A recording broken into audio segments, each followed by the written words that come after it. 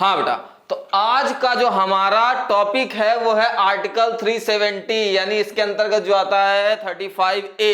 इसमें क्या है हम जानते हैं, जम्मू और कश्मीर में धारा 370 को हटा दिया गया था, तो बहुत सारा का 1 साल तक कर्फ्यू लगा रहा था। ठीक है, तो आर्टिकल 370 हटाने के बाद जम्मू कश्मीर को कौन कौन से अधिकार मिले और कौन कौन से अधिकार जो पहले थे वो हट गए हैं, ये हम जानेंगे इस वीडियो में। ठीक है, तो थोड़ा सा पहले तो इसकी हिस्ट्री जान लेंगे कि 370 लागू किया क्यों गया था सबसे पहले, और किया भी गया था तो किसके तहत, यानी किस किस के दौरान, यानी किन लोगों के दौरान किया गया था मिलकर, और किसने किया था और कब किया था। ठीक है, तो हम जानते हैं जो आर्टिकल 370 है ये पंडित नेहरू के टाइम पे हो गया था।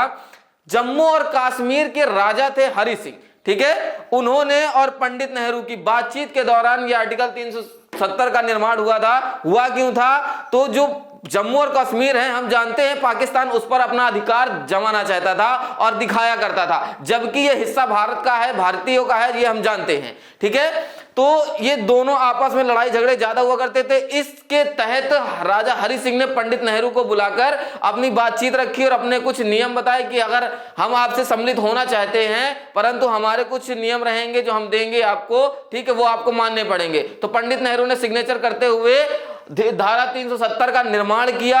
अच्छा, हम जानते हैं पूरा जो संविधान है हमारा ये बाबा साहब द्वारा लिखा गया, परंतु ये जो आर्टिकल 370 संविधान में जोड़ा गया था बाबा इसके विरोधी थे।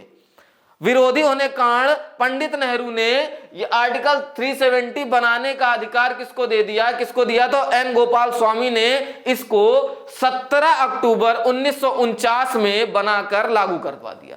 ठीक है, किसने, एन गोपाल स्वामी ने 370 धारा 370 आर्टिकल 370 को बनाया था। बाबा साहब ने इसको नहीं बनाया था क्योंकि वो इसको विरोधी थे, वो ये नहीं चाह रहे थे।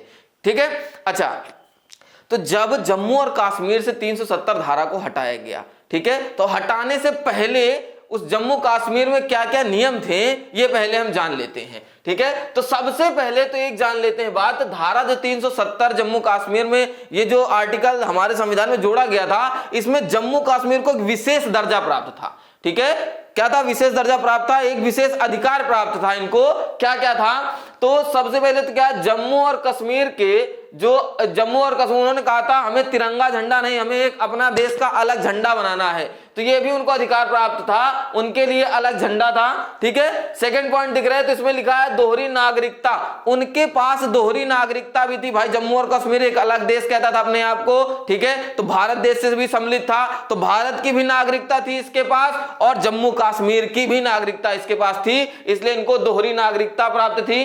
दूसरी चीज, यानी भारत में किसी भी जगह जमीन खरीद के रह सकते हैं, इनको नागरिकता प्राप्त है। ठीक है, ये है इसका मतलब। अच्छा, तीसरा जो था आर्टिकल 356 कह रहा लागू नहीं करते थे लोग। ये एक आर्टिकल 356 क्या है थोड़ा जान लेते, तो ये राष्ट्रपति द्वारा लागू किया जाता है। जब किसी राज्य में कानून व्यवस्था कायदे से अच्छे से नहीं चल रही होती है तो वहां के मिनिस्टर को हमारे जो राष्ट्रपति निष्कासित करके पूरा जो राज्यभार है वो केंद्र के अंतर्गत डाल देते हैं, यानी केंद्र उसको फिर चलाने लगता है, एक प्रकार से कहे तो केंद्र शासित हो जाता है वो। ठीक है, तो वहां पर 356 भी लागू नहीं होता था जब तक धारा 370 आर्टिकल 370 हमारे संविधान में था। ठीक है, अच्छा, चौथा पॉइंट क्या, विधानसभा कार्यकाल। हम जानते हैं हमारे यहाँ विधानसभा कार्यकाल कितने होता है, 5 वर्ष होता है, परंतु वहां पर जो विधानसभा कार्यकाल था 6 वर्ष था। क्यों था, क्योंकि उनको एक विशेष अधिकार था कि वो अपना संविधान भी खुद रखते थे, खुद बनाया हुआ था, उसी संविधान पे वो चलते थे, भारत के संविधान पे वो कार्य नहीं करते थे।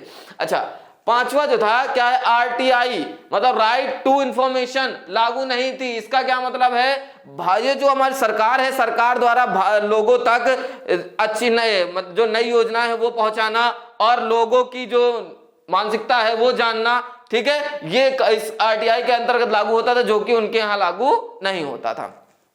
अच्छा, उसके बाद क्या है, अल्पसंख्यकों को कोई आरक्षण नहीं था। अल्पसंख्यक मतलब जो मुसलमान हैं, ठीक है, उनको कोई भी जो सरकारी सुविधाएं हैं जम्मू कश्मीर में कोई भी प्रदान नहीं की जाती थी। ठीक है, अच्छा, लास्ट पॉइंट जो है ये 35A धारा 370 में 35A में लिखा गया था कि जो दूसरे राज्य के लोग हैं वो जम्मू कश्मीर में कोई भी प्रॉपर्टी, कोई भी जमीन खरीद के नहीं रह सकते हैं, ना ही खरीद सकते हैं, ना ही उनको नागरिकता प्राप्त होगी। ठीक है, ये नियम थे कुछ इंपॉर्टेंट जो तब थे जब आर्टिकल 370 था। ठीक है, अब जब ये हटा दिया गया, अमित शाह द्वारा जब ये हटाया गया, ठीक है, हमारे संविधान में मतलब प्राइम मिनिस्टर और इन सब सरकार द्वारा हटाया गया ये, तो हुआ क्या, तो पहले बात तो जब हटाया गया तो 1 साल तक पूरे जम्मू कश्मीर में कर्फ्यू लगा हुआ था, पूरे 1 साल, और कुछ जो नेता भड़कीले भाषण दिया करते थे उनको नजरबंद कर दिया गया था, ठीक है, दिखते ही 1 साल तक दिखे ही नहीं वो, ठीक है। तो बाद में क्या बदलाव हुआ, जैसे ही 370 हटाया गया, तो हम जानते जम्मू कश्मीर का एक अलग झंडा था, तो जैसे ही 370 हटा, कोई झंडा नहीं, तिरंगा झंडा, यही भारतीय हैं हो गए पूरे तरह से, ठीक है, इनको तिरंगा झंडा, दोहरी नागरिकता, कोई दोहरी नागरिकता नहीं, ये भी भारतीय है केवल, ठीक है, क्योंकि वो भारत का ही केंद्र शासित प्रदेश बन गया है वो, ठीक, एकल नागरिकता हो गई। इसमें 356 लागू नहीं था, कैसे लागू नहीं था भाई, लागू होगा, ये भी हम भारत का हिस्सा है, तो इसमें भी क्या होगा, 356 लागू होगा। अच्छा, कार्यकाल अपना इस संविधान के अनुसार 6 साल का रखते थे, भारत में 5 साल का है, तो यहाँ भी अब कितने साल का होगा, 5 साल का ही होगा।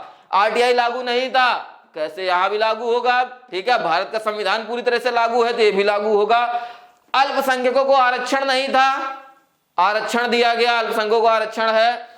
कोई भी अधिकार नहीं था जमीन खरीदने का, अब कोई भी जाकर जम्मू कश्मीर जमीन खरीद सकता है, रह सकता है, नागरिकता उसके पास भारत की पहले से स्थित है, तो ये है अधिकार हमारा, इसमें अब मिल गया है, ठीक है। तो ये है हमारे जो आर्टिकल 370 जब हटा था, ठीक है, तो उसके बाद में क्या क्या बदलाव हुए और पहले क्या क्या थे, ठीक है। इस वीडियो